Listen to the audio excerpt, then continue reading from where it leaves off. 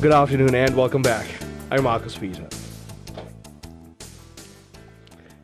Anne Widdecombe, who converted to the Catholic faith in 1993, was known for advocating conservative and pro-life positions in the British House of Commons. She died last week at the age of 78. Her friend Joanna Bogle joins us to remember us. Joanna is no stranger to this program, journalist in the United Kingdom. Her book, Newman's London, is published by Gracewing Books. Joanna, it's so great to speak with you again. How are you? It's a hot day, and I'm finally here in London. It's the cool of the evening, so I'm actually enjoying finally being able to sit out of doors. It's been scorching over these past few days. It's been a very strange time. The news will now have reached America and the world that not only did Anne Widdecombe die, that's the news we first heard, and it was so sad. She was a very good friend of mine, and we'd worked together on lots of good things. And then we learned she was murdered. And now the police are looking for a murderer. They've arrested someone, and they think, well, we don't know what the police think because they are absolutely not saying, and that's as it should be. But it looks like some kind of political hatred killer. There's something terrible.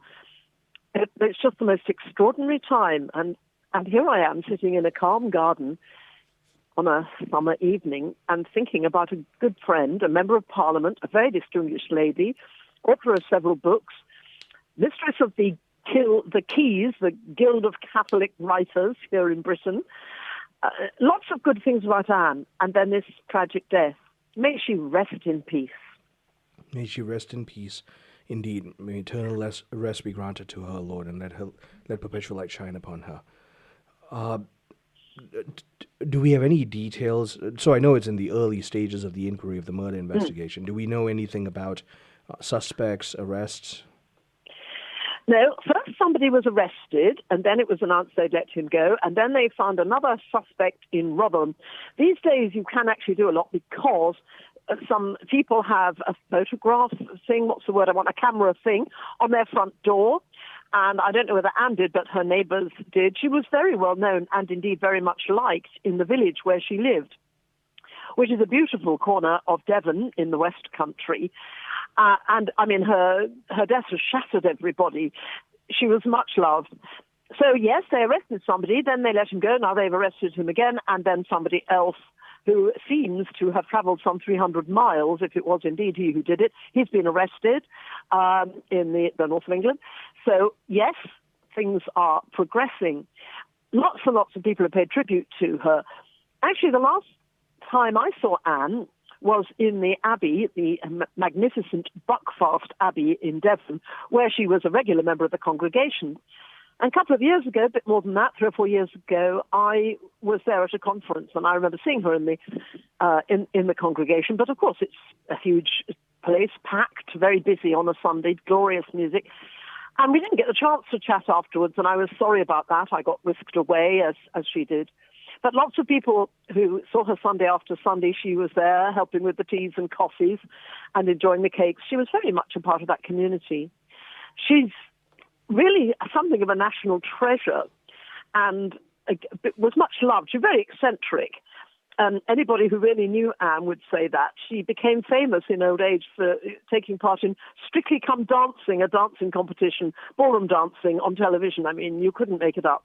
So I'm smiling as I have these happy memories, but it's grim, and it doesn't seem very attractive to think that a political assassination could happen in Britain. And it has happened before. Another Catholic member of Parliament, David Amos, was killed. And there was a connection. Anne was godmother to one of his children. He had a large and happy family. There's something very frightening about all of this. The Catholic community in Britain is very proud of Anne. I would say the nation is very proud of her. And she was made a Dame of St. Gregory by the Pope. And that's something very special that we all honour. The Archbishop of Westminster celebrated a Mass for her on hearing the news. And as it happens, the Catholic Union, the major organisation for Catholics in public life in Britain, was having a conference at Buckfast Abbey that just a couple of days ago, at the weekend.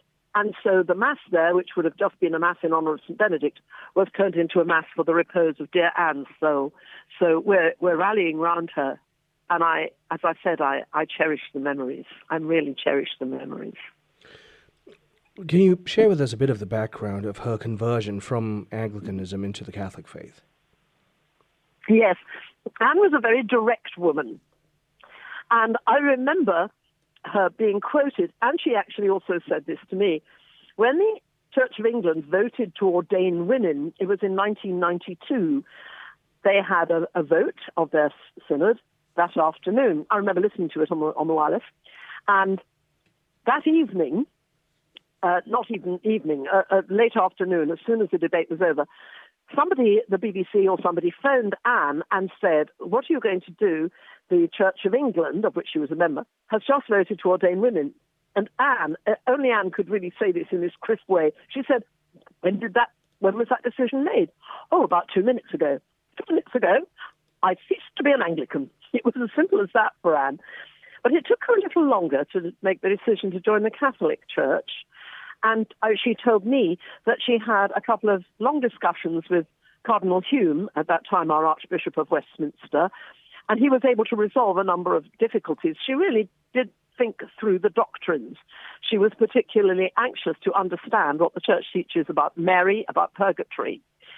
As a Catholic, she remained what she had been as an Anglican, a very devout woman. She often read at the evening Mass at Westminster Cathedral. You'd often see her.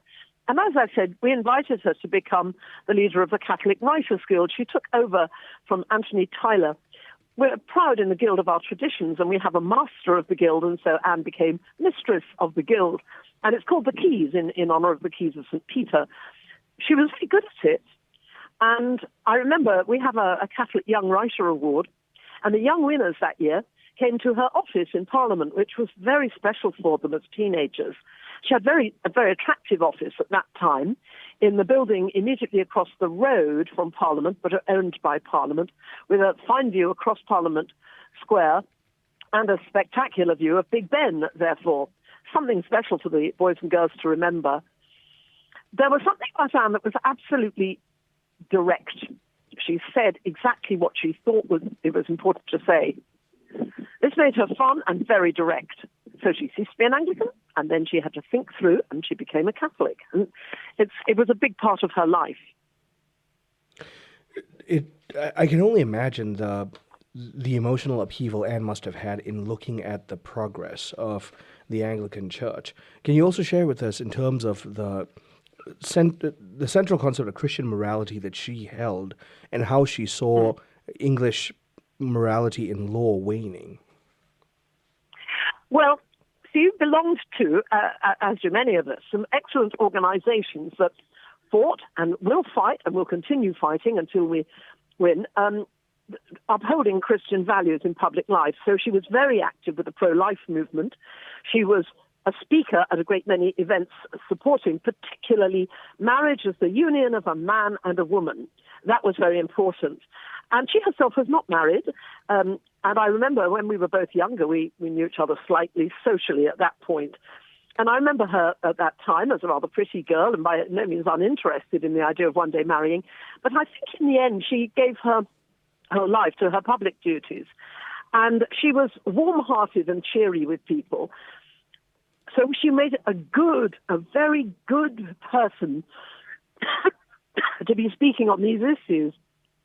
But I think, like so many of us, there's an ache in the heart for our beautiful country that now denigrates marriage, that teaches children filthy rubbish about these things in school, about sexual relationships, that tells boys and girls they can switch from one sex to another, a girl can decide to be a boy, and the government hasn't even banned the beastly drugs that make this possible. They're still allowing some limited experiments with them. It's just ghastly. Anne would have shared the ache in the heart, and she did much more than most of us in speaking out and supporting organizations that are doing good work in that area. Joanna, thank you so much. As we remember Anne, we will continue to pray for her. Please do. May she rest in peace. My guest has been Joanna Bogle. She's been talking about her dear friend, Anne Widdecombe, who passed away at the age of 78, now discovered to most probably have been a result of murder. So please pray for her soul. Stay tuned. I'm Marcus Peter.